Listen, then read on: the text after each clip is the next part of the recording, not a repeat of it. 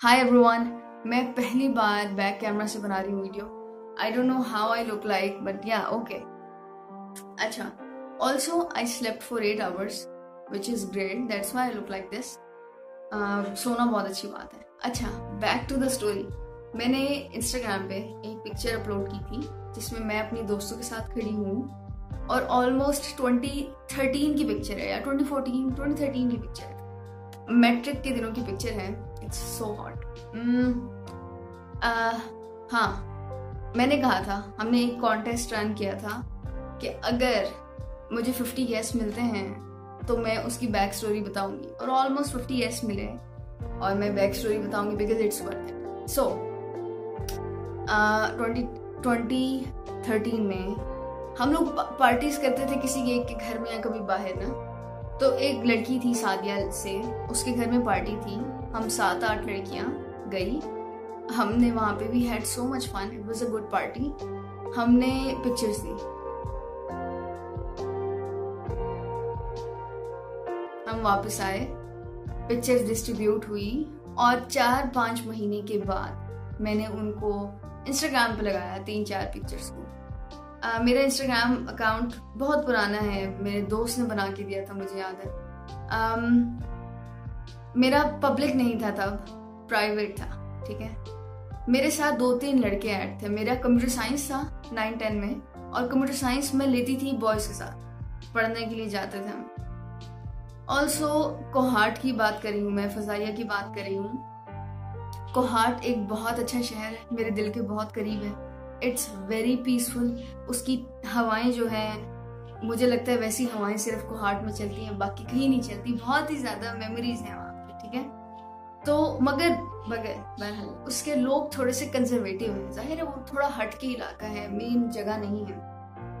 अच्छा, मैंने pictures upload की। मैंने एक बात नहीं बताई, मैंने ये जो मैं स्टोरी नरेट कर रही हूँ, मैंने I haven't told the story to anybody since 6 or 7 years, I don't know. मैंने कभी रिकॉल भी नहीं किया, मैंने कभी सोचा भी नहीं, कभी किसी को बात भी नहीं की। तो this is the first time, और मेरे दिमाग में अभी ही जिस तरह से चल रही है, ठीक है। अच्छा, तो जब मैंने पिक्चर्स अपलोड की तो वो एक बिल्कुल इशू बन गया, बिल्कुल आग की तरह फैल गई बात, और मुझसे मेरी दोस्तें हो गई नाराज। सब, पूरी क्लास, एक जिनकी पिक्चर्स, जो लोग पिक्चर्स में थे वो तो नाराज थे ही थे, बाकी सिंपैथी के लिए नाराज थे कि यार इनके साथ हो गया गलत। अब मुझसे बायकॉट किया पूरी क्लास ने। उन्होंने कहा कि मैमूना तो पिक्चर्स अपलोड कर देती है, ठीक है। उसके बाद काफी महीनों के बाद जब मामला थोड़ा सा सेटल हुआ, इट्स वेरी हॉट, थोड़ा सा सेटल हुआ जब मामला, तो तब भी थ्रू आउट, मतलब आगे भी जितना भी टाइम हम लोग साथ में रहे, वो मेरे साथ पिक्चर्स नहीं लेते थे, क्योंकि उन्हें लगता था कि ये पिक्चर्स अपलोड कर देगी। मुझे हमेशा एक फीलिंग आई कि मे बी, हालांकि मैंने कुछ ऐसा गलत नहीं किया, इट्स माय राइट, उन पिक्चर्स में मैं हूँ, और अकाउंट पब्लिक नहीं था, प्राइवेट था, और 2-3 boys have nothing to do with your pictures.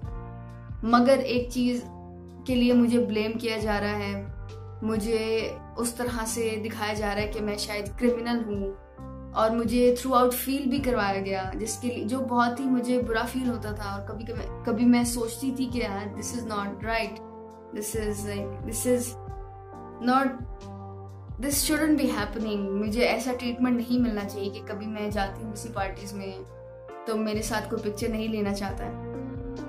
तो इस तरह से हुआ था। उसके बाद मैंने कभी उनकी अपलोड नहीं की पिक्चर, मगर मैं अपनी सेल्फ रिस्पेक्ट की वजह से उन पिक्चर्स को कभी हटाया भी नहीं। उसके बाद भी बहुत सारे इवेंट्स हुए, मैंने पिक्चर्स अपलोड नहीं की। मैं अपनी बेस्ट फ्रेंड के साथ कर लेती थी, मगर उनके साथ नहीं करती थी। इस स्टोरी से सिर्फ मैंने ये छोटा सा लेसन निकाला है कि कई दफ़ा हम लोग बहुत सोचते हैं ना कि यार हम लोग क्यों नहीं, फ्रीडम ऑफ स्पीच नहीं है, हम लोग अपने दिलों को फॉलो नहीं कर सकते हैं, हम लोग फ्री नहीं हैं उस तरह से। और हम सोचते हैं कि शायद उसमें सिर्फ पेरेंट्स हैं और उसमें हमारी सोसाइटी है, मगर कभी कभी हम ये भूल जाते हैं कि बहुत क्लोज हमारे जो दोस्त होते हैं वो भी हमें ग्रोथ से रोक रहे होते हैं, ठीक है। ये बहुत बड़ी बात है, ये बहुत एक अलग से टॉपिक है, डायमेंशन है जिस पे बात हो सकती है। कि जिस तरह मेरे पेरेंट्स ने मुझे कभी नहीं रोका है। मुझे कभी सोसाइटी का प्रेशर फील नहीं हुआ, टीचर्स का प्रेशर फील नहीं हुआ। मगर आपके अपने दोस्त, हो सकता है मैं बहुत पहले यूट्यूब स्टार्ट कर ली थी, यूट्यूब बहुत पीक पे थी तब भी, और दुनिया बहुत ही आगे जा चुकी थी। मगर क्योंकि मेरे दोस्तें ऐसी थी और कहीं ना कहीं हमको उनको साथ लेके जाना होता है, हम उनसे निकल के बिल्कुल अकेला बंदा सरवाइव नहीं कर सकता है, तो आपकी बहुत सारी ग्रोथ आपकी कंपनी पे डिपेंड करती है। तो हमें ये देखना चाहिए कि हमारे कहीं ना कहीं दोस्त हमें रोक तो नहीं रहे किसी चीज से जो हम करना चाहते हैं। उस तरह के लोगों से थोड़ा सा पीछे रहना चाहिए, जो कि आपके जैसा विजन शेयर नहीं करते हैं, जिनका ग्रोथ पे ध्यान नहीं है, जो आपको डिस्करेज करते हैं, जो आपको आपकी सेल्फ रिस्पेक्ट खराब करते हैं, डैमेज करते हैं, जो आपके लिए इतने अच्छे नहीं हैं। तो उस तरह के दोस्तों को जान छुड़वाओ। और ये बस इतनी सी बात है। और यार, see you guys in the next video. Bye.